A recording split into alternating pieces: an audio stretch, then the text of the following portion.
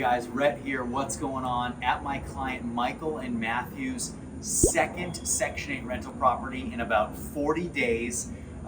They've closed on one 2 weeks ago. This is their second, and they're closing on another one in about 12 days. So they're gonna have 3 Section 8 rental properties in a span of literally about 2.5 weeks. But in the last month and a half, we have gotten multiple properties under contract. We've inspected multiple properties, and this is one of the 3 that they've decided to move forward with. So they paid $95,000 for this house. It needs $4,200 in work. Come on in, I'll show you why.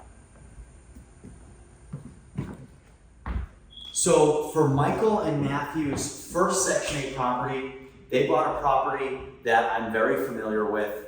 We already had a Section 8 tenant in place. It was already cash flowing for $1,100, absolute home run. They killed it on that house. They wanted to keep the momentum going, so they bought this one.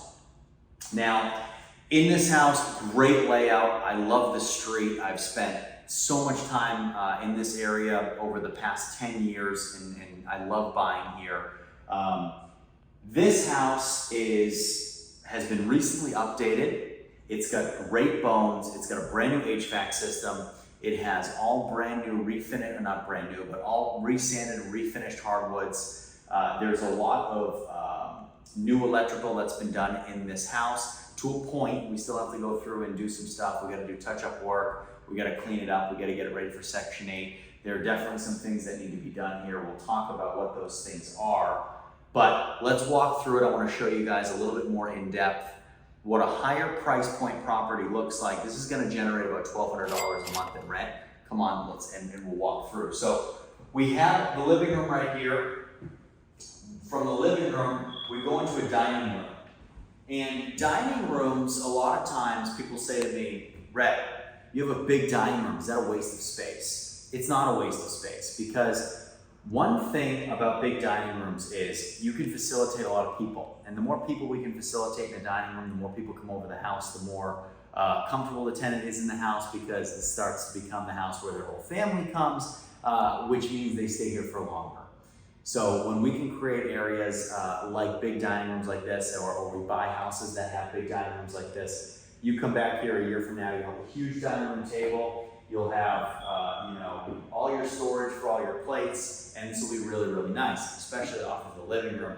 This gives a really, really good area for conversing, for socializing, so you feel like you have a big, huge living room. And when you buy houses with big square footage like this, you want to make sure that the square footage is going to go into something that's going to keep tenants in the unit for longer. We always want to make sure that we're not buying homes where the layouts are a little screwy. That can happen sometimes. We want to make sure that the layouts fit what we're trying to achieve. What are we trying to achieve? Long-term tenancy and tenants who are happy. If tenants are happy, they stay for a long time. Okay, so we always want to make sure that in houses we buy, we're not too crammed. Now, some houses are smaller. Sometimes we can't have a dining room, and that's okay, but it's just an added perk, and I'm okay spending more money when we have a layout like this, right? So let's go off of the dining room. We have a little hallway here. We have bedroom number 1. So bedroom number 1, guys, of course, we're going to do all new light fixtures throughout the whole house. Floor looks really good in here. We have a really beat up door.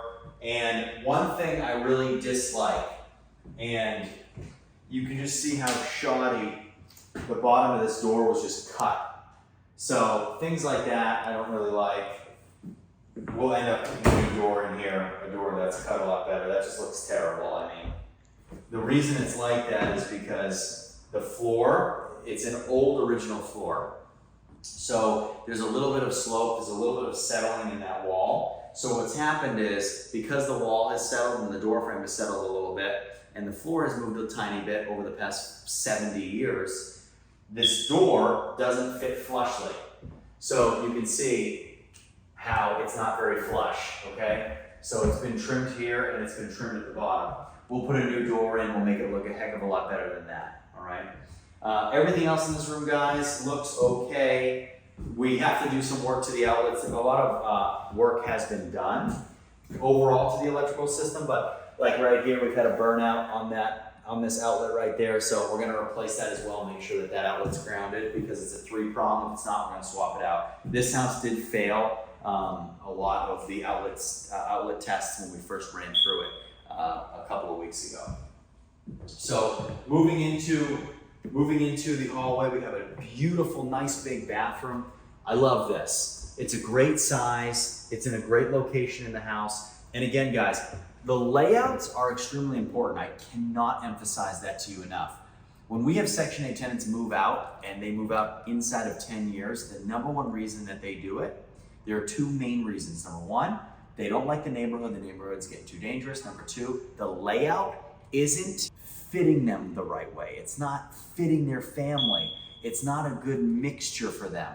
Layouts matter, they matter, they matter. That's why I'm hammering it on this. But when you have bathrooms and they're in weird places, when you don't have kitchens or your kitchen is in your living room and you have issues with how the house is structured, those are all going to fall back on us. So even though you think you're getting a discount, you're not, because your layout stinks. This is a perfect example of why big rooms put in the right places work, all right? So guys, into bedroom number 2. Bedroom number 2 has some issues with the floor that we need to fix up, some damage to the hardwood, and something that always comes up. People say to me all the time, Rhett, why do you put carpet down? Why do you do this? Why do you do that? Why don't you just sand and refinish hardwood? Hardwood's not invincible. It really isn't. And hardwood, if you have rough people in your homes, hardwood gets destroyed. And when you finish and sand and refinish hardwood, it's expensive to do it. So I usually don't want to do it. I want to put down LVP, I want to put down carpet. That way it's just easily swapped out or easily cleaned and it's cheaper. Sanding and refinishing hardwood is no easy task. And if you have damaged hardwood, like this is damaged hardwood. This is not going to be sanded and refinishable. We'll have to take that up and put new hardwood down. Probably not going to be able to match this hardwood. This hardwood's probably about 60 years old. So obviously that's not enough to warrant putting new flooring down, but it's just something to think about, and it's one of the reasons we do things the way that we do. So bedroom number 2 here, love it. Good size. It has its own entryway this way. It also has a door to bedroom number 3. Now bedroom number 3 is a little bit smaller, but what I like about bedroom number 3 is if you were to close bedroom number 2, your only access point isn't through bedroom number 2.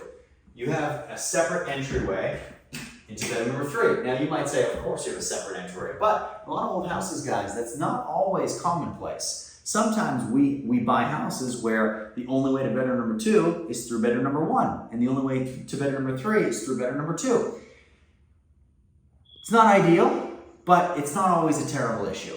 It's nice when we have other egresses and other ways in, because it just allows for more privacy.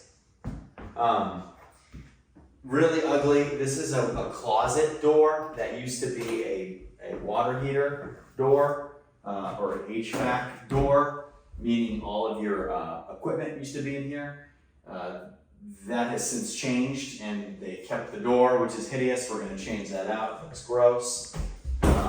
Newer windows, guys, and all these are up to take the place of shades and for privacy while they were doing the work in here. So obviously we'll take all that stuff down. There's nothing wrong with any of the windows. The windows are actually in really good shape.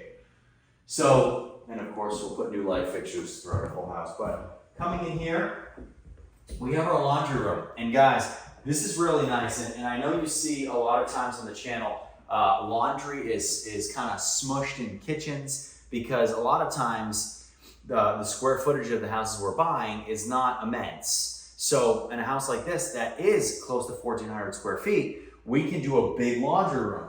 Big laundry rooms are great. They get all of your appliances from being crammed in places they shouldn't be. So for example, we have our washer here, we have our GFI already. We'll put our dryer right here. We have our dryer vent already going to the outside. This is a nice room away from everything. But what I love about it too is there's also a bathroom. There's a half bath right here, which is nice if you're living in this bedroom. You, instead of having to walk all the way through the house to go into the bathroom in the hallway, you can pop right out of your room and use the restroom right here if you need to.